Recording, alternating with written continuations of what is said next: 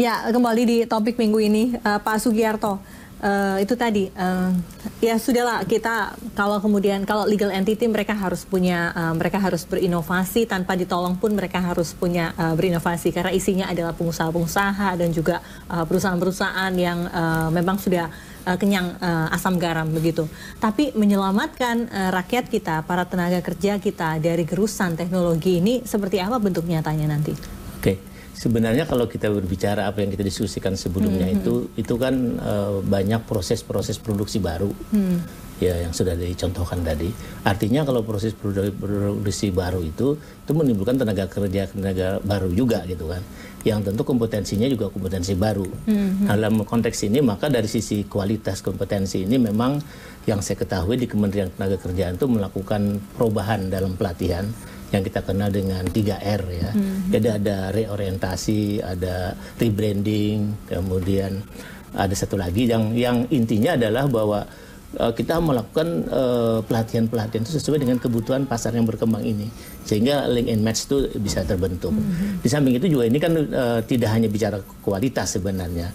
Kita juga mengetahui bahwa Indonesia sangat luas, kemudian kita juga pembangunan itu sudah kebijakan dari pemerintah sekarang itu adalah pembangunan dari pinggiran itu bisa dibaca juga dari daerah-daerah di luar Jawa gitu kan, dan itu yang paling diunggulkan sekarang misalnya infrastruktur gitu kan. Nah ini juga membutuhkan lapangan pekerjaan baru. Jadi masalah distribusi lapangan pekerjaan ini juga sudah mulai merata gitu, sehingga kita melihat bahwa pelatihan-pelatihan yang kita lakukan itu kita selalu bekerja sama dengan perusahaan-perusahaan. Misalnya kita mengenal blok Masela misalnya. Nah itu kita sudah sejak awal kita diskusikan berapa kebutuhan tenaga kerja di sana. Nah, ternyata kita juga agak terkaget-kaget. Ternyata tenaga kerja yang dibutuhkan oleh mereka itu yang banyak tuh justru konstruksi. Itu yang sifatnya jangka pendek hanya 2-3 tahun. Nah kemudian yang agak lama yang produksi minyaknya itu sendiri itu hanya ratusan saja, tapi kalau yang konstruksi itu bisa sampai belasan ribu. Nah oleh karena itu ini juga perlu dimasyarakatkan, diberitahu kepada masyarakat. Karena yang mengerti tentang konstruksi kalau misalnya di Indonesia itu lebih banyak orang-orang dari Pulau Jawa begitu kan. Nah kalau itu pas membuat konstruksi lalu kita mengharapkan orang di sekitar Masela bekerja pasti tidak bisa. Oleh karena itu juga kita bekerja sama dengan lembaga pelatihan yang ada, baik itu yang punya pemerintah maupun punya sektor lain untuk menyiapkan hal yang seperti ini. Dengan demikian hal-hal yang berkurang di sisi yang lain itu bisa disubstitusi di tempat yang lain, sehingga secara keseluruhan masih aman lah. Bagaimana kita bisa berusaha kompetensi dinaikkan begitu para tenaga kerja kita begitu ya, pekerja Indonesia begitu di tengah gempuran pekerja asing yang tidak terbendung juga begitu diperbolehkan sejauh ini ikut serta dalam pekerjaan proyek-proyek tertentu seperti itu. Harapan Anda Pak Sugiarto seperti apa harusnya sikap pemerintah? Ya taruhlah pekerja-pekerja dari China begitu untuk proyek-proyek tertentu begitu ya, yang banyak protes juga banyak pihak seperti itu. Oke, kita sebenarnya kembali kepada peraturan perundangan yang ada sebenarnya. Jadi ada mekanisme bagi tenaga kerja asing itu kalau masuk ke Indonesia. Oleh karena itu kita mengharapkan pemerintah ini menegakkan aturan yang ada. Kalau aturan yang ada dilakukan, itu sebenarnya mereka ada mekanisme yang namanya membuat dulu rencana penempatan tenaga kerja. Dan itu tenaga kerja itu tidak boleh langsung datang ke Indonesia. Yang boleh dapat izin itu adalah perusahaan. Jadi yang kita pegang itu adalah perusahaannya. Nah kalau perusahaannya sudah merencanakan dengan baik, ya kemudian kita pilihkan mana yang boleh, mana yang tidak. Memang ada hal-hal yang dilematis biasanya itu adalah yang misalnya mereka harus memasang mesinnya yang mesinnya itu made in dari negaranya itu sendiri. Nah ini memang tidak mudah. Untuk awalnya katanya cuma untuk itu, tapi ternyata ditemukan di sejumlah daerah juga begitu. Di satu sisi diminta untuk menaikkan kompetensi begitu ya, harus kreatif, harus kursus ini, harus kursus itu, tapi ternyata tergerus juga begitu tanpa ada keberpihakan dari pemerintah. Sekali harus. Jadi gini, membolehkan, tapi harus ada transfer knowledge dalam waktu tertentu karena kan China juga banyak mengundang dari luar, tapi ada transfer knowledge dalam jangka waktu tertentu. Nah, kita itu seringkali tidak ada transfer knowledge sehingga ketika mereka pergi dari sini orang kita nggak bisa ngapa-ngapain. Nah, itu mungkin harus disyaratkan.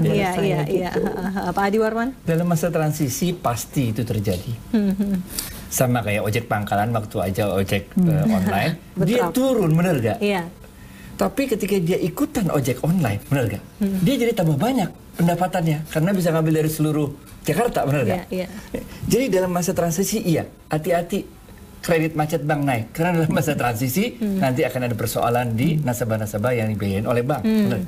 Dalam masa pengusaha yang existing di bank begitu ya. Dalam masa transisi yes, ada persoalan pengangguran karena orang perlu shifting tadi. Tapi in the long run ini cakep. Tapi kalau kita lihat lagi tadi ya, orang Gojek Pangkalan yang harus pindah itu kan dia terpaksa pindah ke sebuah perusahaan. Sehingga timbul masalah baru, monopoli pasar. Dan itu bagus kan kalau monopolinya di pasar. Maksudnya pasar itu pasar 1-2 perusahaan online ini. Oke, baik. Ya. Nah, ini nggak bisa ditangkap oleh peraturan yang ada. Karena mereka bukan monopoli. Karena yang jadi pengusaha adalah masing-masing tukang gojeknya, benar nggak? Sehingga nggak kena dalam peraturan yang ada. Nah, inilah yang sebetulnya jangankan di Indonesia, di luar negeri juga peraturannya belum di-adjust. Ini yang disebut dalam pemenang Nobel tahun 2016 kemarin. Ini adalah ilmu ekonomi ini satu platform dengan dua pasar yang berbeda. Di pasar yang satu dia nggak ambil untung, bahkan bleeding. Tapi di pasar yang satu dia ambil untung besar. Ambil contoh Google. Siapa juga bisa ngeklik Google tanpa bayar, benar nggak? Iya nggak? Makin banyak orang yang klik Google, makin nilai valuasi Google naik. Dan orang yang mau pasang iklan di Google nilainya mahal. Jadi di satu sisi dia buat murah supaya orang banyak hit. Tapi di pasar yang lain dia ambil untung yang besar. Ini pemenang Nobel tahun 2016 mengatakan peraturan yang ada harus disesuaikan dengan fenomena baru ini. Itu juga yang harus antara kita lain lakukan untuk di teks ya, Indonesia. yang tadi Pak Adi Warman katakan. Ya, Mbak Afi, Pak Presiden Jokowi mengatakan Indonesia harus cepat mengikuti perubahan, yang tidak mengikuti perubahan akan tergerus. Kita sudah tahu lah posisi yang diambil Presiden ini. Selain infrastruktur, Presiden sangat welcome sekali terhadap anak-anak muda, para startupper seperti itu, dan tampaknya tidak ingin membebani mereka macam-macam.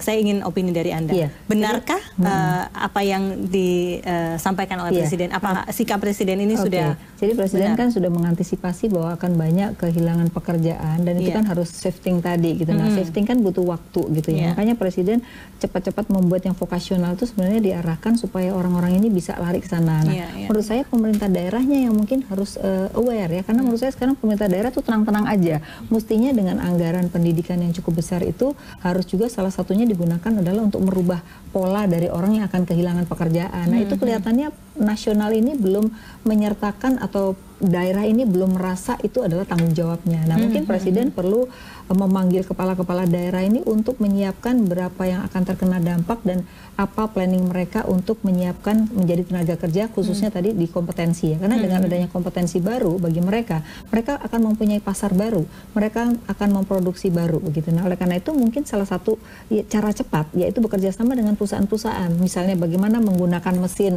untuk tekstil misalnya. Nah, sehingga orang nanti bisa masuk ke produksi itu ya. Jadi tidak lagi sebagai pedagang, tapi dia masuk di produksi atau dia masuk di bidang inovasi gitu. Nah, ini yang menurut saya menjadi pilihan-pilihan yang harus dilakukan untuk yang paling kecil yaitu di provinsi dan sekarang kan ada dana desa ya. Nah, dana desa itu kan 1,5 M loh per desa. Menurut saya itu sangat memungkinkan untuk membantu. Nah, dalam jangka pendek ini yang saya lihat akan melakukan yang namanya padat karya. Nah, ini adalah untuk mengurangi shifting tadi, Pak. Karena tidak mungkin orang langsung pindah kerjaan karena dengan program padat karya ini adalah pekerjaan yang diberikan oleh pemerintah dan pemerintah membayarnya. Nah, ini langkah bagus untuk supaya demand kita nggak sempat turun dan kemudian diarahkan juga ke shifting. Jadi ini harus ada tahapan-tahapan yang menurut saya harus direncanakan pemerintah. Sudah kan dimulai oleh pemerintah pusat? Nah, ini saya baca baru hari ini statementnya Pak Jokowi soal untuk padat karya. Iya, padat karya. Nah, ini artinya bahwa ini harus menyertakan pemerintah daerah karena pemerintah daerah yang paling tahu yang akan kena dampak tuh berapa banyak, lalu